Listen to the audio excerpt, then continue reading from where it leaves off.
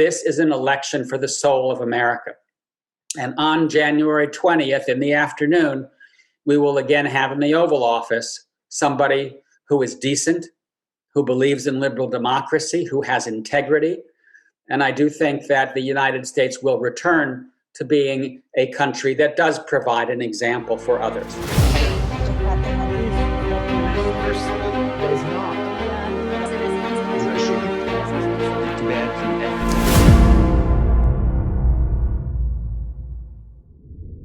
I would like to welcome you to Forum 2000 online chat. My name is Irena Kalhousová and I'm a member of Program Committee of Forum 2000. It is my great pleasure to introduce Charles Kupchan in this interview. Charles is Professor of International Affairs at Georgetown University in the Walsh School of Foreign Service and Department of Government. He is also a Senior Fellow at the Council of Foreign Relations. He was a member of the National Security Council in Obama and Clinton administrations. And recently he published a book called Isolationism, A History of America's Effort to Shield Itself from the World. Thank you very much for your time. Thank you for being with us. And my first question is about the situation in DC in these days, because you are based in DC, you live in DC, and in the recent days, it became a city which looks almost like a war zone in connection with Biden inauguration on January 20th. Over 20,000 US troops, more than in Afghanistan and Iraq combined, have been deployed in the capital city to ensure a peaceful transfer of power. So in the light of recent events, in the past few days, what have you learned about the US? Well, the last few days, I think, are days of acting on lessons learned from January 6th, where clearly the Capitol Police and other security forces underestimated the threat to American democracy, to the lives and welfare of members of Congress. And so right now, the city is in virtual lockdown because there's a sense that there are people out there who may want to do crazy things and cause violence before or during or even after the inauguration.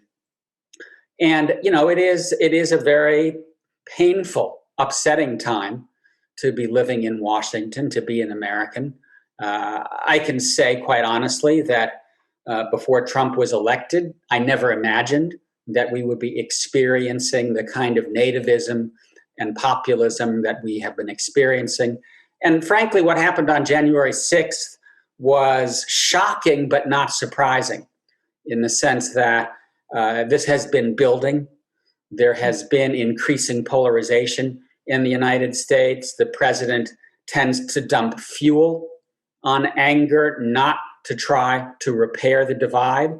And so in many respects, I think the attack on the Capitol building was a culmination of 4 years of President Trump and 4 years of the Republican Party tolerating someone who we now know has been a kind of a dangerous individual who took the country down a dangerous road. But, we have to be honest, 74 million American voters voted for Trump. And as a consequence, we need to learn lessons from that era and do more to make sure that those people who have backed Trump feel that their economic opportunities, their status, their other sources of discontent are addressed moving forward. That, to me, is a number one challenge for Biden, along with taming the pandemic. I would like to ask you about the myth of American exceptionalism, which has been very strong among the US elites. And American politicians like to talk about a shining city on a hill, and they often present US values and political system as being unique. And my question is, do you think that this myth is going to survive Donald Trump? I wouldn't call it the myth of American exceptionalism. I tend to prefer the narrative of exceptionalism or the notion of exceptionalism. And that's because I don't think it is a myth. I think there is a certain accuracy to the idea, in the sense that ever since the founding of the United States as a federation in 1789, the US has to some extent set an example for the rest of the world. At a time when democracy, liberal democracy, constitutional rule of law was hard to find, the United States did in fact set a new path, and eventually other countries began to follow. Now, American exceptionalism has at times taken the country down a dangerous road. I think the wars in Iraq and Afghanistan, to some extent, were born by the idea that we could bring democracy to the Middle East, and perhaps that's naive in hindsight. But there's no question that the Trump era has called into question whether the United States is continuing to serve as an example for others. Right now, it's not, partly because of the denigration of democratic norms, partly because President Trump essentially dropped the ball on the pandemic. There was no real serious policy coming out of Washington. And that's why I think that Joe Biden ran for office on the claim that this is an election for the soul of America. And on January 20th in the afternoon, we will again have in the Oval Office somebody who is decent, who believes in liberal democracy, who has integrity. And I do think that the United States will return to being a country that does provide an example for others. Before we talk about this new era under Biden, do you think that Republicans, the Republican Party, will be capable of getting rid of Trumpism from its mainstream? No. The Republican Party will not get rid of Trumpism. The question is, will Trumpism continue to dominate? And I don't know the answer to that. I don't think anybody knows the answer. Right now, I would say that Trumpism has been dealt a blow, and that the images of Trump supporters sacking the American Capitol has been a sobering experience for many Americans. And it makes it less likely that Trump or his inheritors carry the day in the Republican Party. My guess is Trump himself is now political history. Mm-hmm. Given that he is leaving the White House under a cloud, I find it hard to imagine that he will come back and run for office in 2024, and there may well be an impeachment trial in the Senate. But there are plenty of Republicans out there who will inherit the mantle of Trumpism and perhaps try to run for office on the same kind of agenda. So right now, I would say we're at a moment in which the soul of the Republican Party is up for grabs. And I do think that's why one of Biden's top priorities is to say, why are there so many people who are unhappy? Why are there so many people who are falling prey to Trumpism? And to answer that question, I think you really do need to invest in the domestic economy, to open new opportunities, infrastructure, healthcare, manufacturing, trade that benefits more Americans. And so this will be a president who's very heavily focused on domestic affairs, because I think he understands that we need to make sure that the Trump era is not the new normal, that it was a historical detour, and that we will try to fix the problems that led to this historical detour. Well, and this raises the question, is this doable? Especially, Biden has 2 years when he has both the House and the Senate. And the expectations are high, right? Huge expectations, but challenges are enormous. So, do you think there is a chance that he will be able to offer something to at least some of those 74 million Americans who voted for Trump for various reasons? Well, it's the $6 million question. Under the best of circumstances, Biden will only make a beginning, and that's because this is a challenge, an objective that will take many years, perhaps a generation or two, to address. So this is a systemic problem that we see across the major democracies of the world. And so I do think that we need to ask collectively, what is the future of work in the digital age? How can we make sure that our workers are earning a living wage? How can we make sure that our societies embrace tolerism and pluralism, because we will have immigrants coming in? And so there are answers to those questions, but they will take a long time to address. And for me, the biggest issue is the future of work, because I do think that at the core of the problem is economic insecurity, particularly in the industrial heartland, where wages have declined, jobs have disappeared. Those trends will increase as artificial intelligence kicks in, as more automation kicks in. So we need to make sure that we have an answer to the question, what are average Americans, average Czechs, average Poles, average Germans going to be doing 10, 15 years from now to make a living wage? It's a huge question that we need to answer. Well, you mentioned that Biden must focus on domestic issues because the challenges are huge, and there's still this threat of the return of Trumpism in 2 years or maybe four-year time.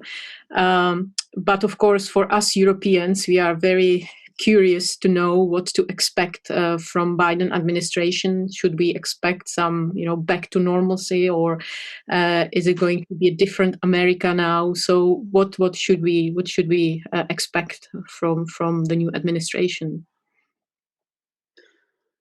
Well, for several reasons, I think that Europeans should expect good things. And you will find in President Biden, number one, an Atlanticist. He has spent most of his career worried and focused on the relationship between the United States and Europe. I worked in the White House for almost 3 years. I went to Ukraine 6 times with the vice president. I went with him to the Balkans. I went with him all over Europe. He is somebody who firmly believes in the transatlantic relationship. Secondly, as we've been discussing, I think he appreciates that liberal democracy is stumbling and that we need to rebuild ourselves internally, but we also need to repair solidarity among liberal democracies, because Trump has strained that solidarity. He called into question the value of allies. He talked about withdrawing from NATO. I think that Biden will do the opposite. He will reaffirm the American commitment to NATO and to allies around the world, and he will invest in a stronger relationship with Europe. That having been said, I do think that, like Obama and like Trump, he will be very sensitive to the readiness of allies to share more burdens. And so what I would encourage Europeans through the EU and through NATO to get ready to pick up more responsibility, whether that means in Southeastern Europe, in Libya, in the Eastern Mediterranean, in Syria, Nagorno-Karabakh, you name it. But I do think that especially after the pandemic and the economic crisis, the forever wars in the Middle East, the United States will continue to look to its allies to help deal with many, many global and regional challenges. So what do you think will be Biden's foreign policy priority? Which continent, which region, what topic? Well, I think he will continue the pullback from the Middle East. Mm-hmm. There's now a shared consensus among Democrats and Republicans, left and right, that the United States has not had a good time in the Middle East, and that the wars in Iraq and Afghanistan and Syria and Libya, they haven't gone well. And I think in many respects, Trump has been doing the right thing by downsizing. He did it in a haphazard way, without a strategy, without a diplomacy. But he is, I think, headed in the same direction that Biden will be headed in. But so I would say retrenchment from the Middle East and a increasing focus on China and on East Asia, because that's where the real kind of geopolitical dynamism is, not just because of the rise of China, but also because of North Korea. I don't see that coming at the expense of Europe. As I said, I think he will reinvest in the European relationship. But if there is one big issue on the agenda, it's China, geopolitically and in terms of trade. And so I would again encourage Europeans to work with the Biden administration on a joint strategy toward China. And I do think that there is some regret in the Biden camp that the EU at the end of last year went ahead with a new investment treaty with China rather than waiting for Biden to get into office and creating more of a united front when it comes to China. And what about Russia? Because it sounds a little bit like, the beginning of the Obama's administration was this focus on China and maybe not paying enough attention to Russia, and then things happened, right? With Ukraine and Crimea. So what do you expect from Biden's position towards Russia? I think the approach to Russia is uncertain and will be interesting to watch. I think it will be dual-pronged. On the one hand, Biden has no warm and fuzzy feelings for Vladimir Putin. He doesn't share Trump's bromance with Mr. Putin. He also cares a lot more about Ukraine than Mr. Trump. That's why he was always visiting there and always talking to the Ukrainian leadership. So I think there will be a tough stance toward Russia, particularly after this most recent hacking of American computer systems, including in the federal government. That having been said, I think that Biden is a pragmatist. I think he understands that there are areas where the United States needs to work with work with Russia, including on arms control. And I can also see him getting more involved in negotiations on Ukraine and trying to find some meeting of the minds on Donbass, because it seems to me that resolving that issue is important to getting a better relationship with Russia. The final point I would make is that, I think there is an opportunity out there to pull Russia westward because of China's rise. We know that there is a quasi-alliance between Russia and China. My view is that alliance is somewhat unnatural, and that the Kremlin may wake up one morning and realize that its long-term security is much less threatened by what's happening on its western flank than on its eastern flank. And so I think it would be useful to keep an eye on a potential effort by the US working with its European partners to pull Russia into more of a westward orientation. Is Vladimir Putin going to play along with that? Maybe not, but it's probably worth a try. And maybe the last question, regional question.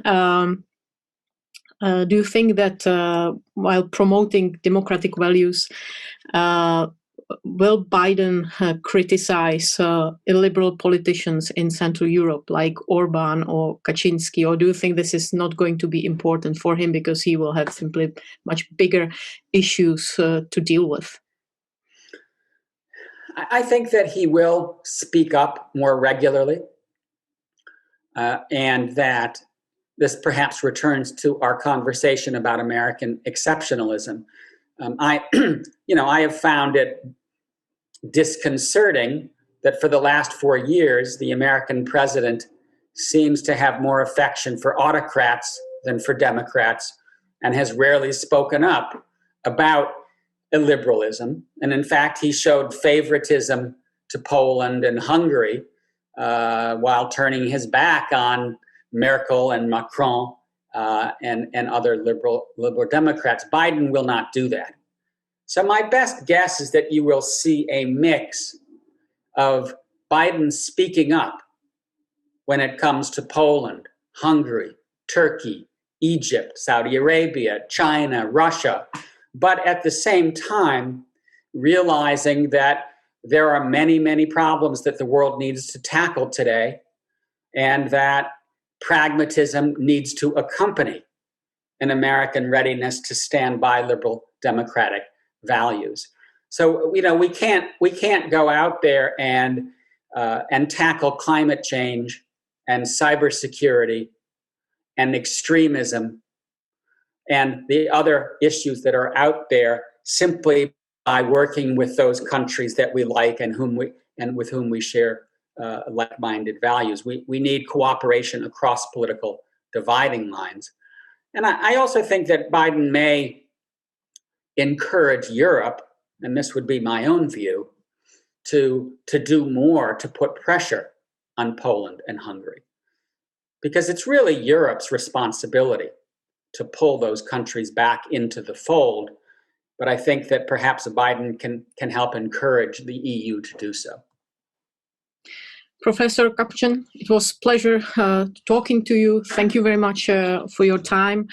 And we will be in touch with you as a Forum 2000. Thank you very much. Good.